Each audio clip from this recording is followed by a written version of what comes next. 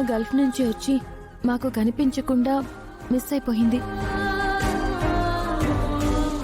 ఆవిడ ఇదే ఏరియాలో ఎక్కడో పనిచేస్తున్నట్టు మాకు ఇన్ఫర్మేషన్ వచ్చింది. మిమ్మల్ని అడుగుదామని వచ్చాం. మీ ఇంట్లో ఎవరైనా పనిచేసే వాళ్ళు ఉన్నారా? అయ్యో, ఆవిడ మీ అమ్మగారా?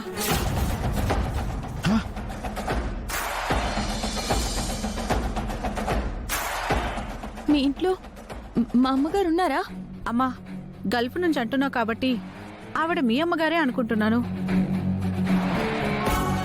ఒక 2 రోజుల క్రితమే మా ఇంట్లో పని చేస్తున్నారు. సడన్ గా పని మానేసి వెళ్ళిపోయింది. అవునా? అంటే మా అత్తయ్య మీ ఇంట్లో పని చేస్తారా? ఆవిడెవరో తెలియదు కానీ గల్ఫ్ నుంచి వచ్చినట్లయితే చెప్పింది. ఓహో. తనకిక్కడ ఎవరు తెలిసిన వాళ్ళు లేరని మా ఇంట్లో పనిచేస్తానని చెప్తే ఆశ్రయం ఇచ్చాం. ఒక 4 రోజులు పని బానే చేసింది. కానీ ఎందుకో ఇక పని చేయనని చెప్పి సడన్ గా వెళ్ళిపోయింది.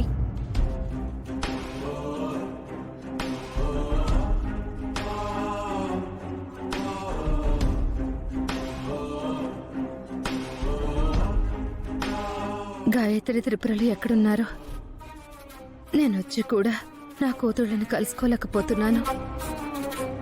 నా అలాగే వాళ్ళు ఎంత కంగారు పడుతున్నారో.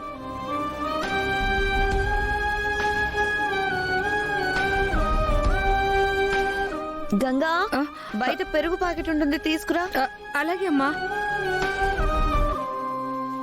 ఏమండి, మా అమ్మ ఫోటో చూపిస్తాను. ఆవిడ కాదో చెప్పండి.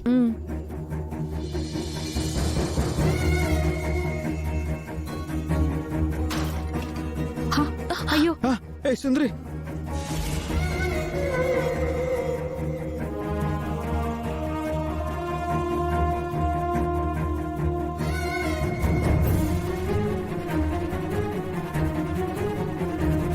అయ్యో, ఫోన్ పనిచేయట్లేదే.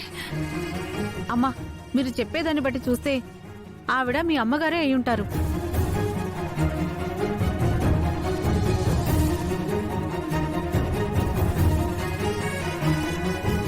ఎందుకంటే గల్ఫ్ నుంచి మొన్ననే వచ్చానని చెప్పింది.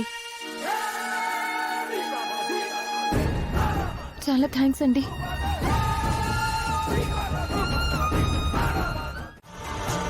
గాయత్రి, అక్క, ఈ పాలు తీసుకో.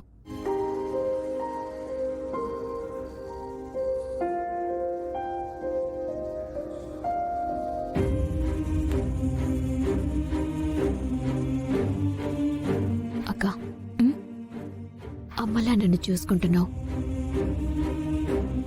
నా కడుపులో బిడ్డ పడగానే నాకు అమ్మతనం అంటే ఏంటో తెలుస్తుంది.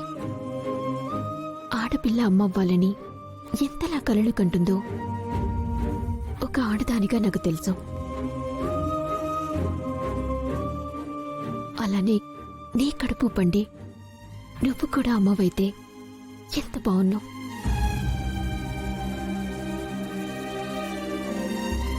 గాయత్రి, ఇప్పుడు ఎందుకు ఇవన్నీ? అది కాదక్క, బావగారి లాంటి మంచి మనిషి దొరకటం నీ అదృష్టం. అలాంటి బావగారికి అన్నీ అర్థమయ్యేలా చెప్తే నీ కడుపు పండొచ్చక్క.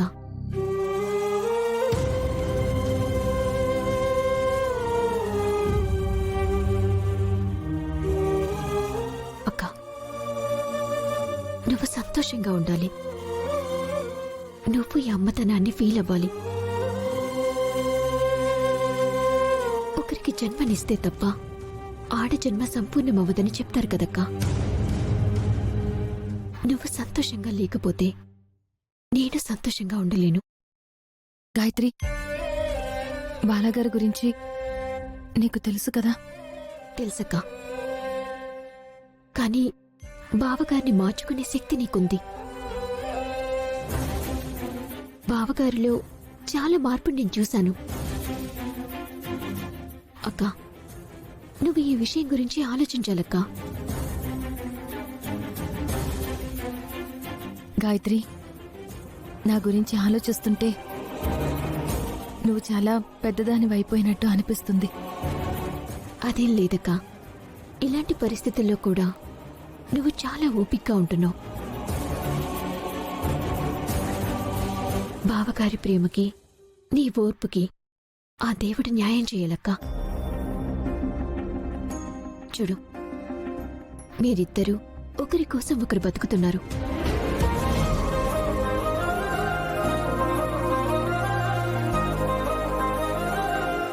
సరేలేవే, ఇప్పుడు అవన్నీ ఆలోచించకు. ముందు ప్రశాంతంగా ఉండు.